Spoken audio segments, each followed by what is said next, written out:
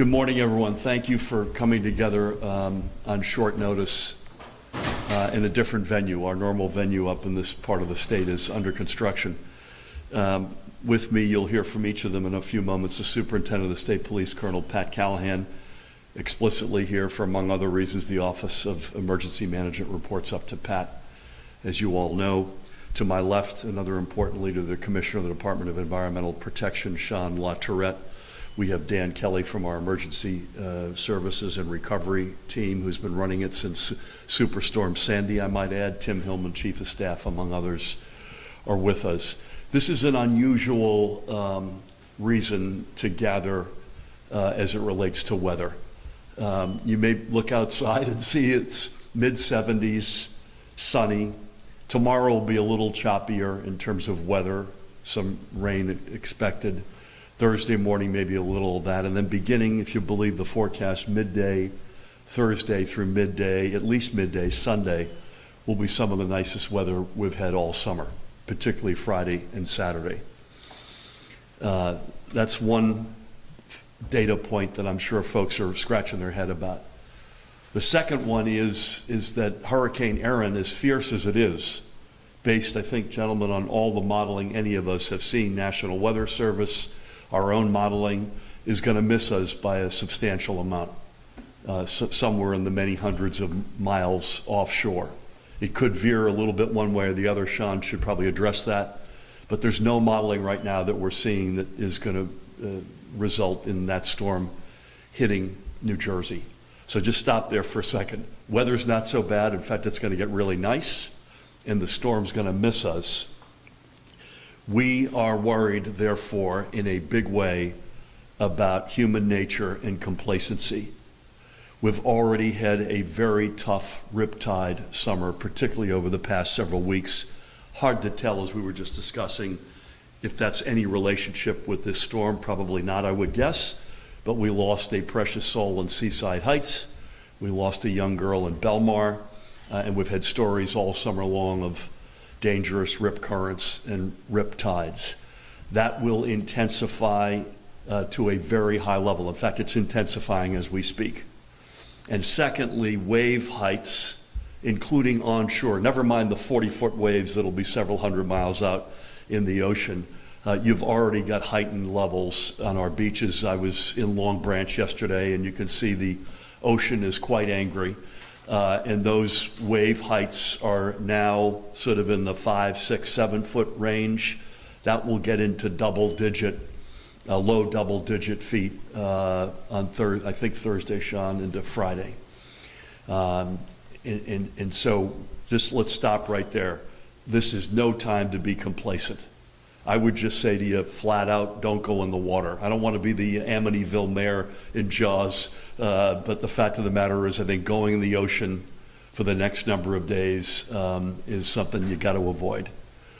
Not a whole bunch, but at least some Jersey Shore towns have already made that decision at their own beaches. Shawn and we have made that decision for Island Beach State Park, which is the one shore beach that we control. There's nobody's allowed to go in the water. And that doesn't mean you can't enjoy the beach. You can't enjoy the shore. You can be on the beach, sunbathing, playing ball. We'll look the other way if you want to have a beer. Walk the boardwalks, go to the restaurants, have a great amusement parks. Remember, this storm's going to miss us. So it's other than tomorrow and maybe a little bit of Thursday, there's no rain involved. But we are hyper concerned, first and foremost, about complacency, particularly when the weather is really good Thursday afternoon through Sunday, in terms of people sort of thinking about going in the water, because these rip currents are brutal. If you're caught in one, again, I'd love Shawn to add to this, and Pat, the advice is to swim parallel to shore. First of all, stay calm. They always say stay calm. Like when when a bear shows up on your back porch, stay calm. Easier said than done, but in this case, try to stay calm and swim parallel to shore until the current sort of subsides, and then come in on a perpendicular to the shore. But please don't even go in the water. So that's our first huge concern right now. We'll keep you posted on ready.nj.gov. At GovMurphy on X is another source, any of our statewide resources. The second concern is the potential for coastal flooding. And the word that we're using and that we use is moderate. Moderate does not mean a little. This means a potential for significant coastal flooding. There's a moment, I think it's Thursday night, guys, where the high tide will coincide with the high waves and the intensity of the impact of this storm. That's a particular period of concern, Thursday night into Friday. Shawn will remind us that this also means potential flooding for the tidal rivers inland. But I think most of the focus or concern right now is on coastal flooding. So those are the double-headed reasons why we wanted to speak with you this morning. Again, ready.nj.gov, number one. Number two, just don't go in the water. We're about to get on a call with all the shore mayors and county executives, the three of us and Dan and Tim and others right after this. We're going to make the same point. I don't think it'll come to it, but if it helps, you know, we have the ability, we believe, to declare a state of emergency and have that blanket access to water up and down the entire Jersey Shore. I think we're seeing a lot of really responsible mayors take steps already. You've already seen some of that, Wildwood, Atlantic City, Seaside Heights, to pick three that have taken steps. But folks, please take this seriously. Particularly push back on complacency, on the human nature of, gosh, it's beautiful outside, let's sneak a quick dip in the water. This is not the week to do that. And if things change, particularly if they change for the better, we'll be the first folks to raise our hand and say, you know what, this was not as bad as we thought, and you should feel good. All the shore towns are really good, and I know Island Beach is really good with the flags and the red, the yellow, the green. You got a lot of red flags up this week. Again, that doesn't mean you can't have fun on the shore. This is one of the biggest weeks of the summer, but we cannot lose any more precious souls, and obviously we need to anticipate what could be meaningful flooding on the back end of this. Deep thanks for coming out.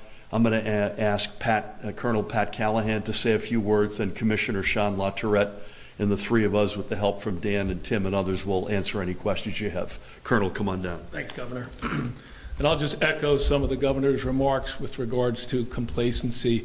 I know when people hear that it's not going to make landfall, that there's a sigh of relief, but although this will be mainly a marine event, with small craft advisories, with certainly high risk for rip currents and certainly those swells, but that complacency is sometimes a deadly attitude to have. And I know especially those with surfboards are chomping at the bit to get down there, and it is not the time to do that. As excited as they may be about hearing about those swells, it is dangerous and it is deadly. Right now, that if you've seen, it's about 750 miles southeast of Cape Hatteras, down off of North Carolina, and it'll come up and make that, hopefully, that right turn that we're all expecting in those models.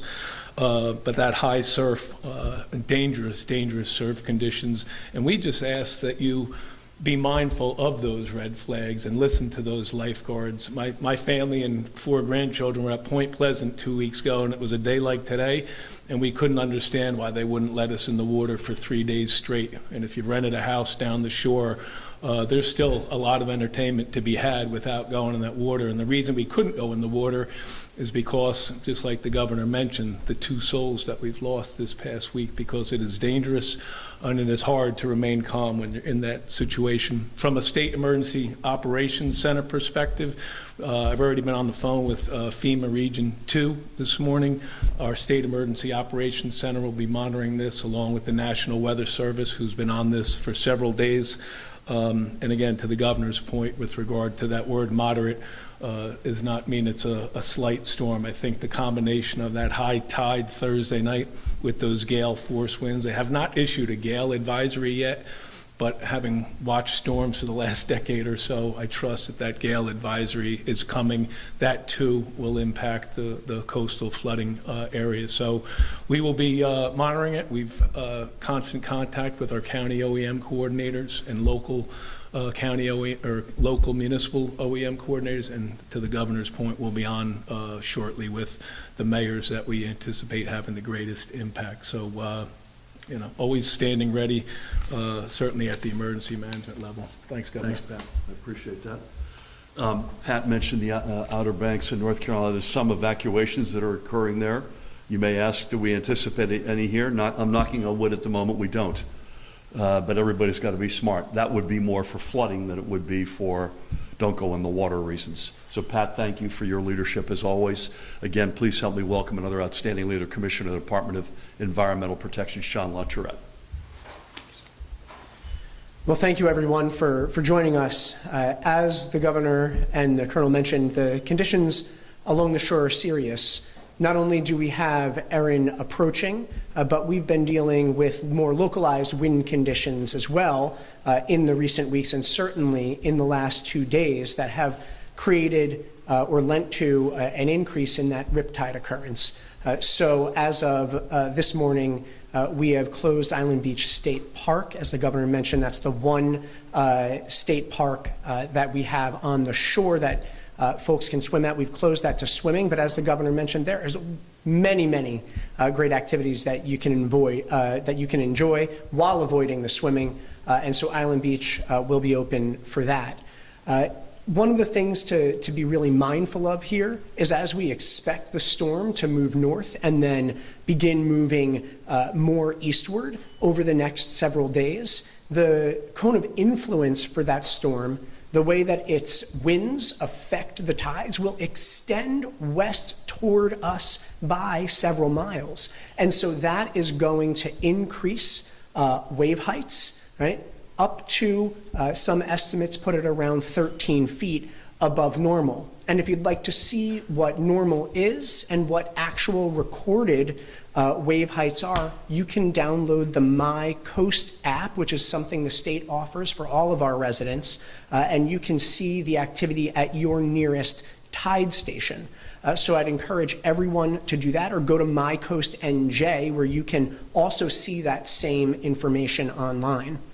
The governor made an important point about tidal influence in our riverine communities, right? The Delaware River is tidal up to Trenton, and the effect of the tides on our river systems can increase flooding conditions in particularly urban communities that are far from the Jersey Shore, and that's something to be really mindful of. As we see 12 or more feet height in waves, we can see the coastal flooding conditions that we typically experience be exacerbated along the Atlantic coast, and particularly along the Delaware Bay shore. But as we have tidal influence in the Newark Bay, up the Passaic River, and in the Hudson, we want to be mindful of those flooding conditions there as well. Between last Tuesday and yesterday, the DEP's Office of Coastal Engineering has conducted a pre-storm coastal erosion survey along all 210 miles of our coastal beaches, from the Raritan Bay beaches down the Atlantic coast and into the Delaware Bay, so that we can benchmark the conditions and the effect of this storm, so that if there is severe coastal erosion, we work with the governor and his team, including the Chief of Staff Hillman and Dan Kelly from the Governor's Office of Disaster Recovery, to work on potential funding if that's necessary. We hope it's not. But do please stay out of the water if at all you can. I understand how enticing it is. We work so hard to keep it clean and wonderful for you. But staying out of the water is your best bet for the next several days. It will peak on Thursday, or is expected to, but even as the storm moves further north and then east, we could still see the impacts of that wave increase and that wave action increase through the beginning of the weekend. So vigilance is key, and be going to ready.nj.gov as often as you can. Thank you. Thank you, Shawn. I just want to underscore something that, Shawn, thank you for that. mentioned sort of places you wouldn't associate with the Jersey Shore. The three of us know all too well, our colleagues know all too well, some of the worst flooding and unfortunate tragic fatalities have taken place in our 8 years together. Different types of storms, admittedly, but in places like Elizabeth or Irvington or Hillsborough, none of which you'd associate with the Jersey Shore. Again, different characteristics on those storms, but don't underestimate Shawn's point about some of this coming inland. And then secondly, I hope I'm wrong, Dan, but I'll be shocked if we don't have some beach erosion here. And they're the usual suspects, and there are certain parts of the shore that we've been chasing our tail on for decades. Not too far from Island Beach, just north of that, Ortley Beach, Bay Head, down south in the Wildwoods would be two areas that are perennially challenges that we try to work with the feds and the local communities to do our best to push back on that. I hope I'm wrong about that, but with the nature that we're expecting, my guess is we'll probably see some of that. Pat and Shawn, thank you. With that, we'll take any questions you've got. Governor, can you speak to the challenges for first responders who would have to go out, assuming somebody were to wade into the ocean? What is the protocol there? Are your first responders going out to rescue them? Is it all on the swimmer? They're on their own because you warned them not to go in? How does this work? Yeah, I mean, you saw this, and I don't want to get into the specifics because there was loss of life, but one message ought to be screaming here: if there's a red flag, don't go in the water, and don't even think about going near the water if there's no lifeguard on duty. And we should have said that, so I'm glad you asked that. But their responsibility is to save lives. Absolutely. And at least one of these incidents that took place last week, gentlemen, if I'm not mistaken, there were a number of lives that were at risk, many of whom were saved, sadly, and tragically one was not. That reminds me to make a point Tim Hillman wanted me to make. We've gotten a very fair amount of input on bilingual communication, particularly in Spanish, on some of these warnings, which we are aggressively, Tyler and her team are aggressively pursuing. Anything else you want to say about first responders? The Gov hit it. I mean, it's the lifeguards are the primary first line of defense, but our Marine Services Bureau are out there patrolling the entire coast. Our partnership with the Coast Guard has never been better. But that rapid response, it doesn't take all too long to lose life out there. And so, we'll be out there, I know that, but it's difficult to save lives once they've been pulled away in it. You know, Shawn mentioned that Island Beach State Park is open for business, but swimming there is not. And presumably you've got a whole army of people there, lifeguards and others, to enforce that. Police officers. Yeah, Yes. there's their own police force. They work closely with the state police, lifeguards, etc. Please. Just some quick questions. Good morning. Good morning. The young girl who passed away in Belmar, do we know that's results of the website, or is that still under investigation? I think we should probably hold off on that. If you read the press, the overwhelming speculation is a rip current. But I don't probably shouldn't get into any of the specifics on that if it's okay. Okay, sure. And then I just wanted, just an effort to get more specifics in terms of preparing. I know it's not expected to make landfall, but you mentioned, sir, that you plan on making calls to local mayors. Yep. Anything, do we know what that call is going to be about later today? Just Yep. other specifics. Yeah, so we've already, it's not like we're waiting for this. This is a group call, but I've been back and forth with mayors, myself, our team, Tim and Rob Field, who's known to everybody, I think, in the state. I think there's no one in the state that doesn't have Rob's cell phone number, including one mayor that was mad at him, actually put it up on a billboard a few years ago. But we're in touch with these folks constantly. This is a group call that'll take place literally right after our gathering. Pat and Shawn will be on with me, Dan and Tim and Rob, and we'll go through a lot of what we've just said. We'll probably raise more as an offer of help than bigfooting, whether or not it would help local communities' message against complacency if we were to come in and say there's no swimming on the Jersey Shore through X day. That's something we'll probably test with these mayors if they want that. We would still reserve the right, if we think even if they didn't want it, that we would need to do it. As Dan reminded me, we closed beaches during COVID, so we have the authority to do it, but that's something we want to talk to them about. I think we're going to plead with them to put the red flags up until further notice. Is that fair to say, guys? And to make sure their messaging is amplified by us, and that they can amplify our messaging as well, including you can still have a great time on the shore this week. Lots of pools. Again, it's a weird dynamic, admittedly. You're not going to have thunder, lightning. You might have a little rain tomorrow, a little bit into Thursday morning, but this is largely a good weather week. So there's really no restriction other than swimming in the ocean in terms of what you can do, and that's a message we want to make sure people get out. This is one of the biggest weeks of the summer. Thank you. Sir. Governor, recently we had the opportunity to go to the beaches. Right now, when I'm doing it, we're thinking about what we're expecting or what needs to happen in order that we close the beaches. I think most of this, you should expect, I think most of this will be done at the community level. You're starting to see the dominoes fall. We've got a up and down the shore, whether it's county executives or shore mayors, an incredibly responsible group of leaders who we've worked with now for 8 years through thick and thin, including bad storms and COVID, to pick two examples. So I personally am optimistic that the right decisions will get made locally, and you're starting to see that as we speak. You saw Tony Vaz in Seaside Heights, for instance, very aggressively responding to the tragedy there. You've seen Wildwood, Atlantic City, I think now Asbury Park, Island Beach State Park. I hope that folks would look to us in terms of, at least to some extent, a role model on decisions on this. Shawn, with our support, has made the decision to ban swimming at Island Beach State Park, which is our big exposure on the shore. That's a 10-mile stretch of beach, gorgeous, by the way. Voted a few years ago #1 state park in America. Had to get that in. So I would hope that, but if we think that in particular the shore mayors and county executives need help in amplifying and sort of strengthening the message that they're trying to deliver locally, we're open to helping them in any way we can, including a blanket step. Right now, my gut tells me we won't need to do that, but that's something that we at least have on the table as an option. And Governor, just to be clear, the timeline that's most concerning is Thursday night into Friday? Is that You guys should come in on this. Yeah, sure. Although it's right now in terms of rip current. Okay. So, Yeah, so the rip currents have been increasing in recent days, and we've had an experience growing over the last several weeks with rip currents in New Jersey or off our coast.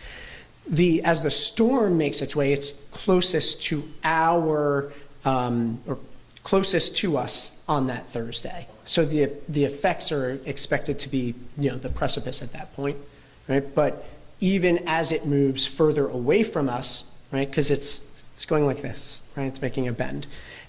Even as it moves further away from us, the winds will still affect us. And so you can expect these conditions likely into at least the early part of the weekend. the other thing that I think is worth repeating is what Pat mentioned. I think we all mentioned there's a particular moment that we're expecting Thursday evening with the combination of high tide, highest level of swells in terms of the flooding risk. So put aside the personal safety risk, which is acute. That's when we are most concerned about the potential for flooding. Again, ready.nj.gov. Please, folks, I'm begging you, take this seriously. Enjoy the shore, enjoy this beautiful weather, but stay out of the water. Thank you all. Thanks, man.